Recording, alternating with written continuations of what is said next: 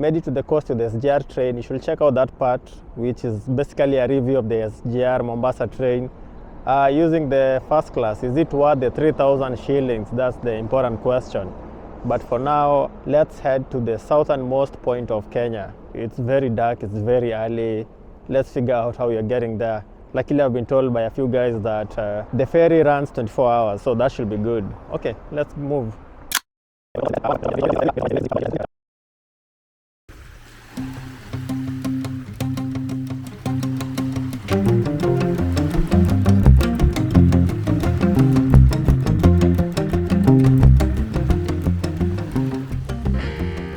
This is my second last video that I have done in Kenya, so let's do a quick recap first.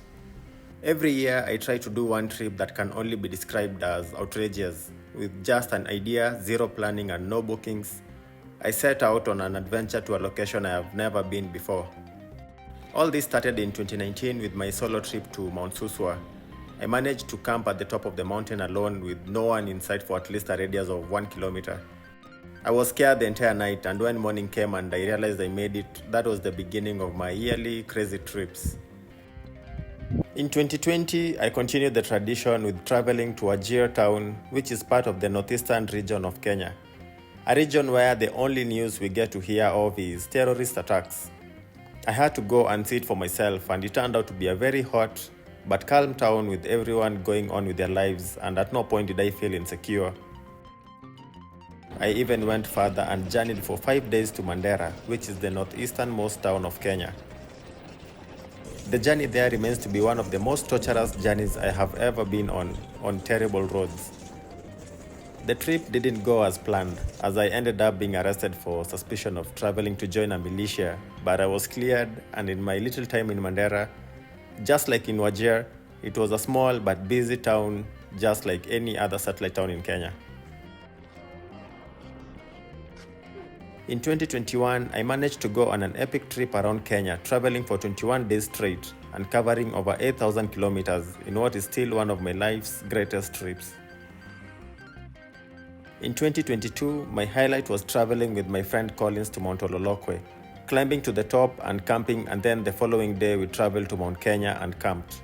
I still need to go back to Mount Kenya and reach the summit. I also did a 4-day trip of Rift Valley and Western Kenya, visiting interesting locations along the way, that is in 2022. And all that brings me to 2023, the year I decided to journey to the southernmost point of Kenya. I have to give credits to whoever designed the terminus. It's an attractive building. Let's head to where the matatus are.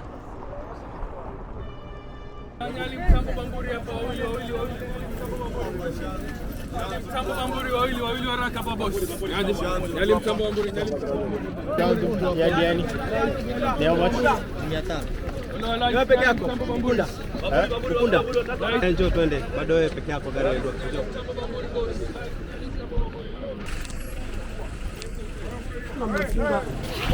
Bado sawa. This journey started with traveling to Mombasa by train, and you can watch the full review I did of the standard gauge railway first class from Nairobi to Mombasa. From Mombasa terminus, I got a matatu that took me to Diani, which was very convenient instead of having to travel to the ferry and switching matatus that go to Diani.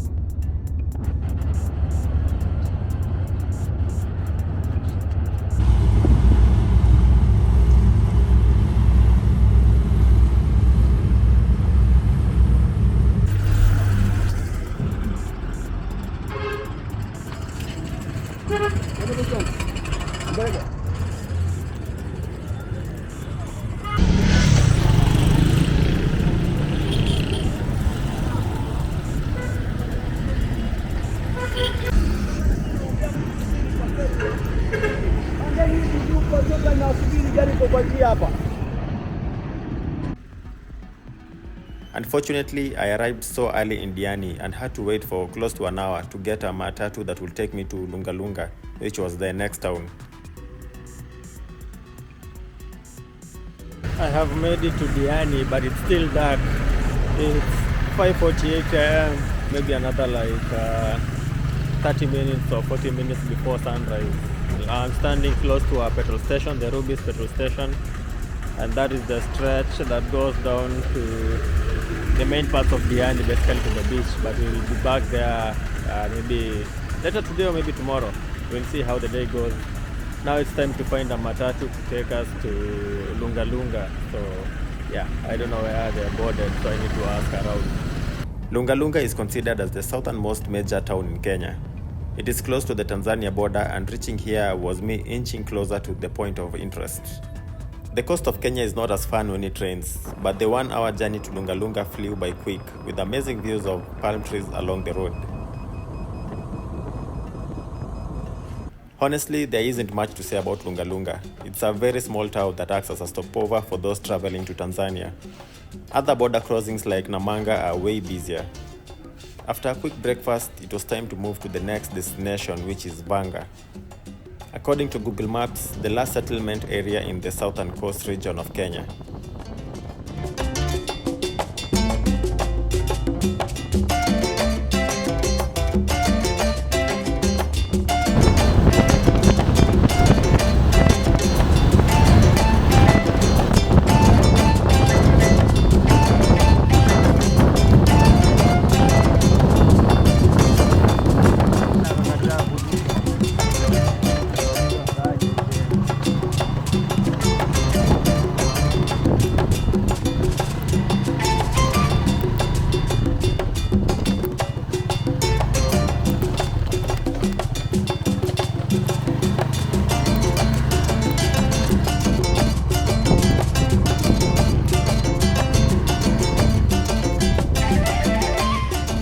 With the help of Kasim, who is a boda rider I met in Lunga, we set off for Vanga.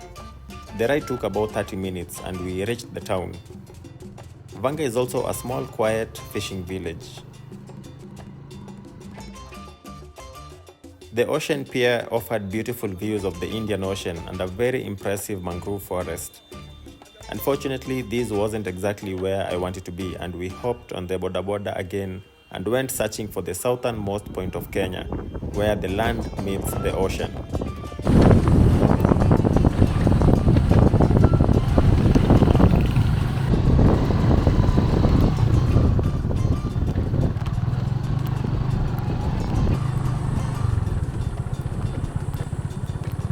After another short 10 minutes ride on the boda from Vanga, we were literally along the Kenya-Tanzania border. We started walking slowly, inching closer to the southernmost point for another 600 meters from where we left the motorbike. Lost in the beauty of the ocean, we passed it and we got to enjoy beautiful views of the Indian Ocean and the mangrove forest up close. According to Google, I was maybe less than 5 meters away from the exact point mapped, but because of the high tides, that point was not exactly accessible. Therefore, it is fair to say where I was standing qualified as the southernmost point of Kenya.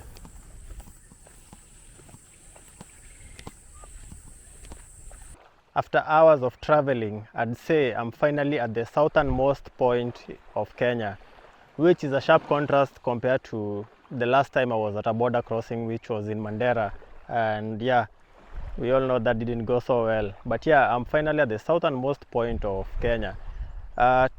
Technically, I'm maybe like 5 meters or 10 meters away. I'm sure it's less than 10 meters because behind me it's water, so there's no way I can access that. If we check out Google Maps, that can confirm it, that I'm at the southernmost point and I'm facing where the other point is, which is just right ahead inside those mangrove trees. But unless the tide is very low, that's the only way to access it. Unfortunately, there's no way to access that. But yeah, I'd say this has been successful.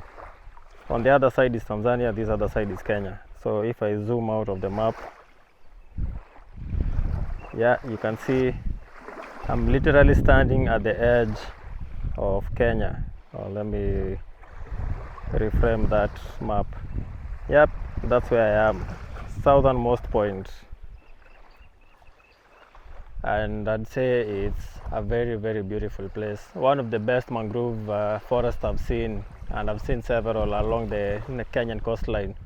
That is from Lamu to Watamu to Diani, and now down here in Vanga. Yeah, a very quiet beach, not so many people, totally secluded. The other app that I've tried to confirm this with is Guru Maps and Maps.me. This is Guru Maps. They all show I'm slightly off, but what they're showing is right there in front of you. So where there's that mangrove, again, it's still in the water. So it's just like a very small area between the two, maybe I'd say 3 meters apart. So yeah, still I think I can totally claim that I'm at the southernmost point of Kenya.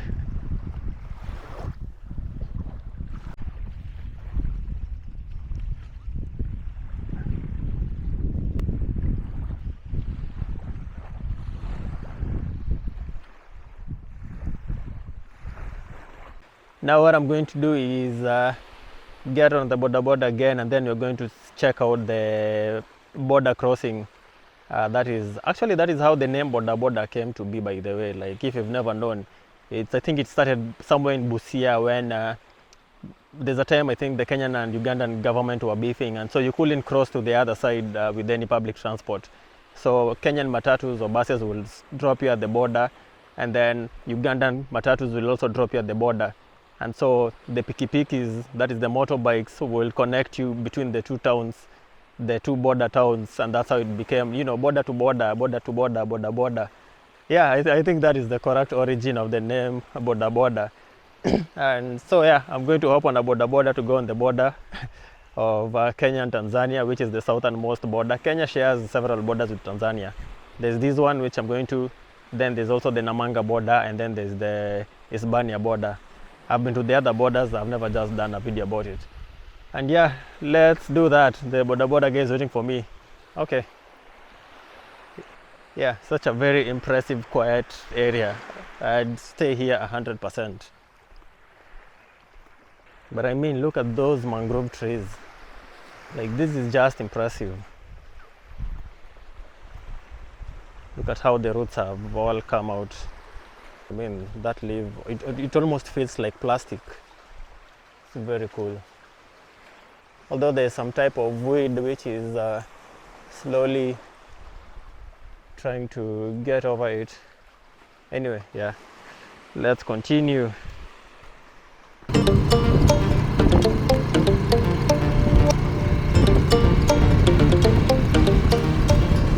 At this point, my whole trip was a success, and I would have been happy to go home straight. But in regular fashion, of course, we have to see what else is around. We drove to the Kenya-Tanzania border to continue my tradition of taking pictures next to border signs. I will visit Tanzania one day, but this wasn't the day I was going to do that.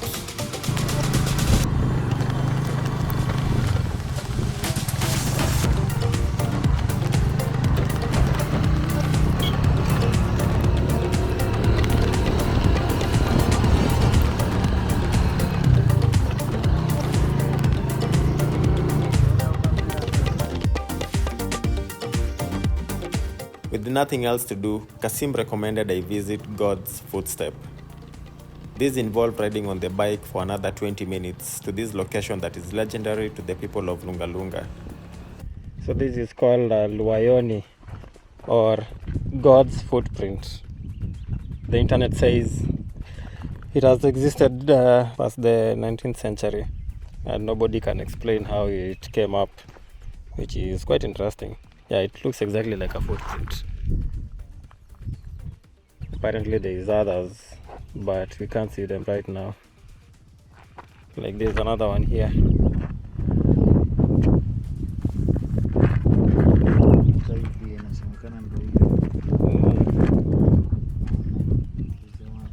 It It is said that centuries ago, either a god or a giant walked close to this area and he left footprints on a rock which can still be seen today. There is several footprints and they are quite consistent in size, which almost made me believe in this myth. Yeah, what do you think of the footprint? Do you think it's a mystery that should be solved? So apparently there was a giant or the god that walked towards that side and then maybe went somewhere and then it came back. So there's a footprint. So this is the main footprint. This is the one that stands out the most. Then yeah, this definitely looks like another footprint here. So probably went wherever and then came back, and here is another one. I mean, I don't believe in conspiracy theories, but they're quite consistent if you look at the size, especially close to the hill. Yeah, they're quite consistent. I might just believe it was a real giant. Something to come and check out, Luayoni Bigfoot, the Bigfoot of Kenya, and it's just right next to the road. Yeah, maybe the county government should fence here. With that done, it was time to head back to Diani, one of my top 5 favorite destinations in Kenya. It was raining a lot of the time, and I quickly realized that Diani is not as fun when it rains, but we will see about that in the next episode. I am extremely tired and I'm so lucky I just got here and it has started raining. So I'm in Diani and yeah, clearly it really sucks when it rains in Diani.